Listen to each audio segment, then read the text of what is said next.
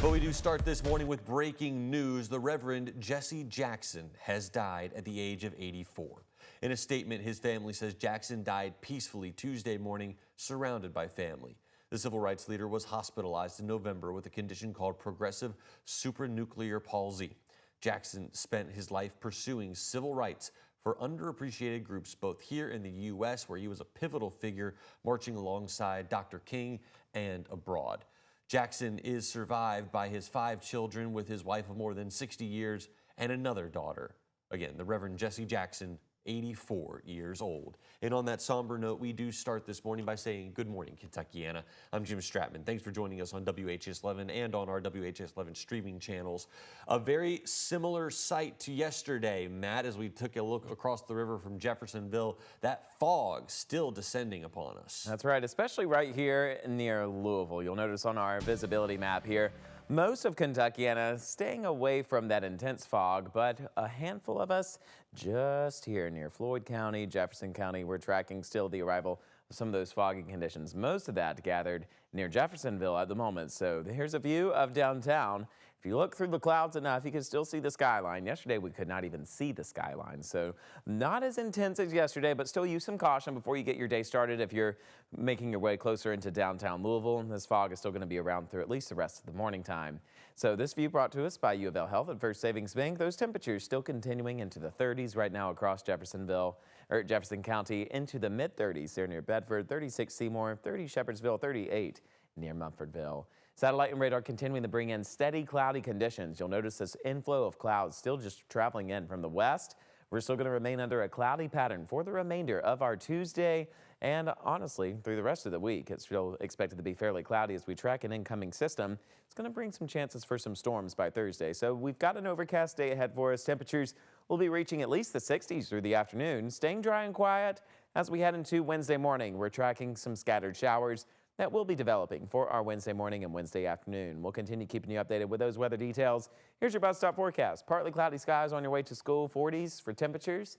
Temperatures in the 60s on your way back with mostly cloudy conditions. That's a look at your weather details. More coming up soon.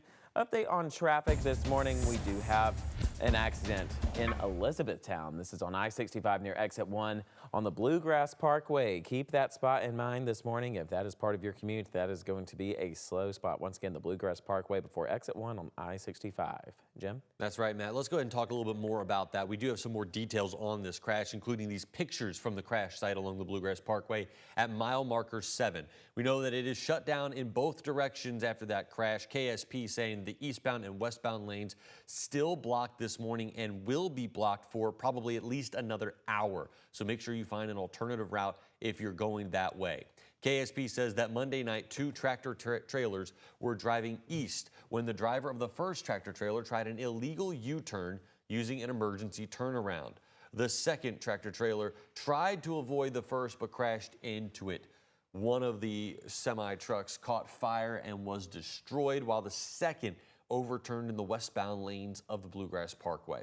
One of those drivers was taken to the hospital with minor injuries. We're told that KSP is still on site as crews work to clear up the Bluegrass Parkway. Again, the latest updates, it probably will be closed for at least another hour. We turn now to some more local news for you. This morning we have new developments. Now the identity of the teen who was shot and killed in Middletown has been confirmed. The coroner's office saying overnight that the victim is 18-year-old Tayshawn Brown. LMPD responded to a shooting in the 500 block of Gatehouse Lane yesterday near Warren Walker Park around 7:30. This is right next to Crosby Middle School. Officers say they found Brown with a gunshot wound at the park gazebo. He died at that scene. The LMPD's homicide unit is currently investigating Brown's death. And we have also learned the name of a woman who died after officials say she came into contact with a Metro garbage truck. It happened last Thursday. The LMPD said that they found 35-year-old Tyra Adams at 26th and Muhammad Ali. She died at the hospital. Her family's attorneys tell WHAS11 that they inspected the truck, and there is dash cam footage from that incident. Public Works tells us that the employees involved are on administrative leave. Now we turn to the ongoing budget crisis surrounding JCPS and many questions surrounding this budget. Including how, despite the massive $188 million deficit, JCPS says that construction projects on new schools are still going to continue. The district says they can do this because they have two different budget types. Here's WHAS11's Alex Dieterer and photojournalist Levi Hammer to explain. The groundbreaking last week on a $100 million new campus for Seneca High School, which opened in 1957. But JCPS is now laying off employees and closing 3 schools. We know that if a school is under-enrolled, that it's going to cost more to operate. It's not an efficient use of the district's resources. So how can the school district invest in 5 new schools and open a brand new elementary school in South Jefferson County over the next 4 years? The district's general fund is facing the deficit. The money for new buildings comes from the capital fund, which is separate. The general fund can go into the capital fund, which district can, and JCPS has in the past, increase the bonding capacity by using general fund money, but capital funds cannot go to the general fund. Chief Operations Officer Rob Folk says the district has 165 schools. 105 of those have hit their 50-year lifespan and are in need of renovations at the least. Those buildings are old. Those of you that work in those buildings, you know this. Not only were those schools built in the 40s, 50s, and 60s, they were built in West Louisville, an area that saw high student populations, which has shifted since 2016 to the southeastern part of the county. Built 101 schools in one section of the city, and we have seen kids move to different sections of the city.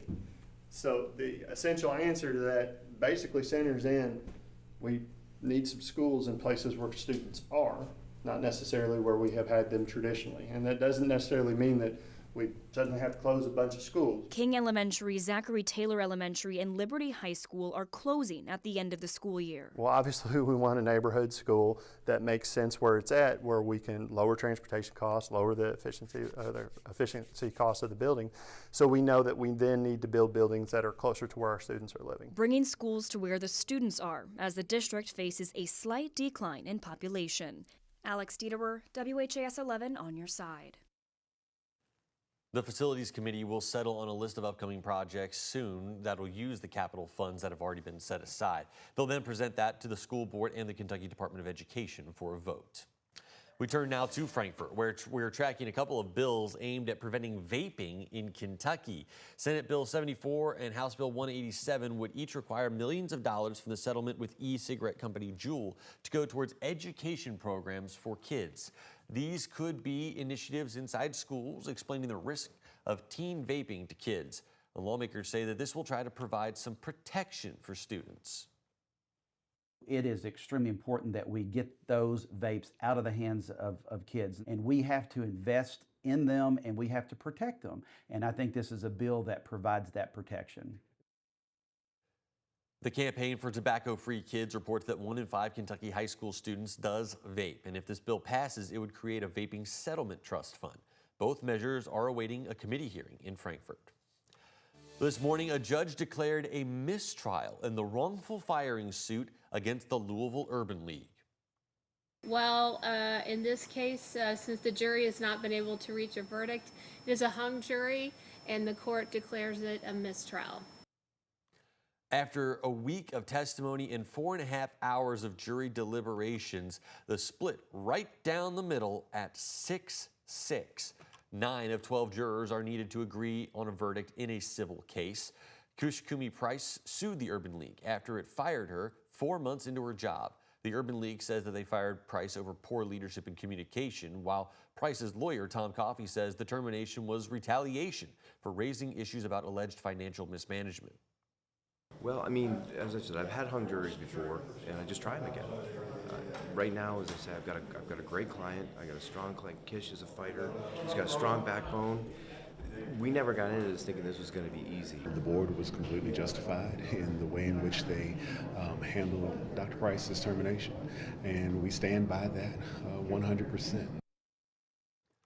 Price's lawyer, Tom Coffey, says that he and Price will be regrouping before they ask for a new trial date.